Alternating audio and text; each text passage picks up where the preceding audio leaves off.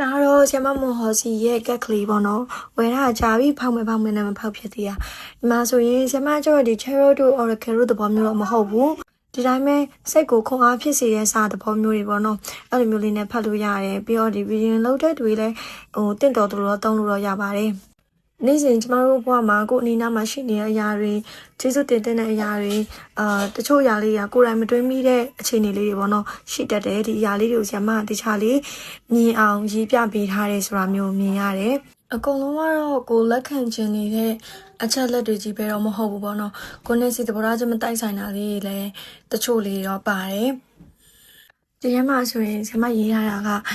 ဆောက်ရွက်ပဲတောင်းလာတဲ့သူကိုကခဲရန်လေးပါပေးလိုက်ပေါ့နော်စေရနာထားပြီးသူတို့ထပ်ပို့ပြီးပေးလိုက်ပေါ့အဲ့လိုမျိုးဆရာမတော့ပြောတာစေရနာထားပြီးတာတော့ကောင်းတယ်ဒါပေမဲ့စေရနာဒီလူတိုင်းနဲ့တော့မတန်ဘူးတချို့လူတွေကလေကိုကတော့ချစ်လို့ခင်လို့ပေးလိုက်တယ်သူအဆင်ပြေပါစေဆိုပြီးပေးလိုက်တယ်အဲ့ဒီຢာတခုကိုဒီလူကငါ့ကိုဒါပေးရမယ်ဆိုပြီးဝတ္တရားဖြစ်သတ်မှတ်တဲ့သူတွေရှိတယ်အဲ့လိုတွေသတ်မှတ်တဲ့သူတွေကြောင့်ပဲလိုတာထပ်တော့ပုံမပေးချင်ဘူး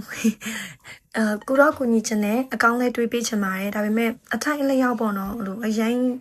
မပေးချင်ဘူးကိုရဲ့ခံယူချက်ပါတာတော့ဆရာမပြောထားတဲ့သဘောကလည်းကိုယ့်အတွက်လည်းအရင်ကြီးမပင်ပန်းဘူးသူများအတွက်လည်းအသုံးဝင်မယ်ဆိုရင်ကိုညီပေးဖို့ပြောတဲ့သဘောမျိုးတော့အဓိကတက်ရောက်ပါတယ်ဒါပေမဲ့ကျမရဲ့ခံစားချက်လေးကိုဒီတိုင်းပဲပြောပြတာပါ